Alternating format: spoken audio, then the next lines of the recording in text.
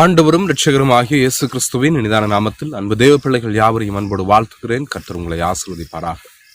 இன்றைய நாளில் நம்முடைய சிந்தைக்காக வேதத்திலிருந்து வசனத்தை வாசிக்கலாம். அப்போஸ்தலனாகிய பவுல் தீத்துவுக்கு எழுதின நிருபம் 2வது அதிகாரம் 11வது வசனம்.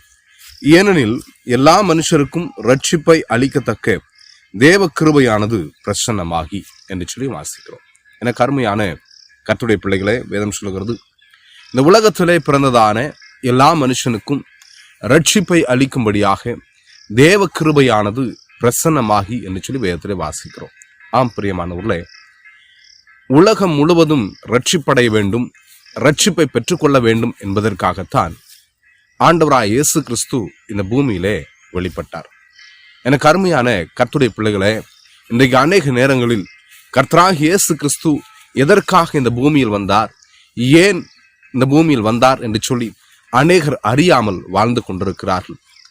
எனக்கு அருமையான தேவ பிள்ளையே, யோவானுக்கு எழுதின சுவிசேஷத்தில் வாசிக்கிறோம், அவர் சத்தியமும் கிருபையும் நிறைந்தவராக வெளிப்பட்டார் என்று சொல்லி. ஆம் பிரியமானவர்களே, அவர் சத்தியமும் கிருபையும் நிறைந்தவராக எதற்காக வெளிப்பட்டார்?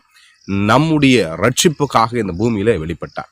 எனக்கு அருமையான தேவனுடைய பிள்ளையே, உன்னை ஆண்டவருடைய ராஜ்யத்திலே சேர்க்கும்படியாக, பரலோக ராஜ்யத்தில் கொண்டு போய் சேர்க்கும்படியாக, அவருடைய ராஜ்யத்தில் நீயும் வாசம் பண்ணும்படியாக இந்த பூமியிலே அவர் மனித அவதாரம் எடுத்து வந்து நம்முடைய பாவங்கள் எல்லாவற்றையும் கல்வாரி சிலுவையிலே சுமந்து நம்முடைய பாவங்களை போக்குகிற கிருபாதார பலியாக வெளிப்பட்டு நமக்கு ரட்சிப்பை அருளினார்.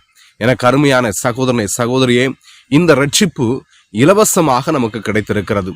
ஆனால் இந்த ரட்சிப்புக்கு விலைக்கிரயம் செலுத்தினவர் நம்ம ஆண்டவராய் இயேசு கிறிஸ்து. ஆம் பிரியமானவர்களே, தம்முடைய சொந்த இரத்தத்தை இந்த பூமியிலே நமக்காக சிந்தி இந்த ரட்சிப்பை நமக்கு வாங்கி கொடுத்திருக்கிறார். ஒருவேளை ரட்சிக்கப்பட்டவர்கள், அதாவது ஆண்டவராய் இயேசு கிறிஸ்துவை விசுவாசிப்பவர்கள் கேட்பிலானால் இந்த ரட்சிப்பு ஒருவேளை உங்களுக்கு இலவசமாய் கிடைத்திருக்கலாம். ஆனால் இந்த ரட்சிப்புக்கு ஆண்டவர் விலைக்கிரயம் செலுத்தியிருக்கிறார்.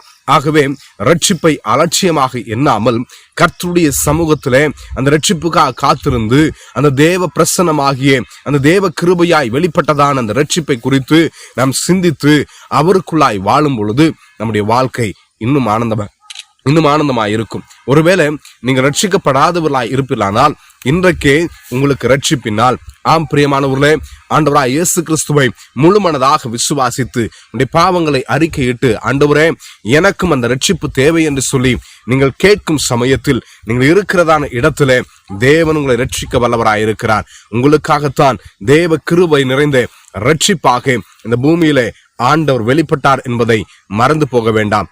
ஆகவே ரட்சிப்பாய் வெளிப்பட்டதான நம்முடைய ஆண்டவரை பின்பற்றுவோம். கர்த்தர் பெரிய காரியங்கள் செய்வாராக. ஆமென்.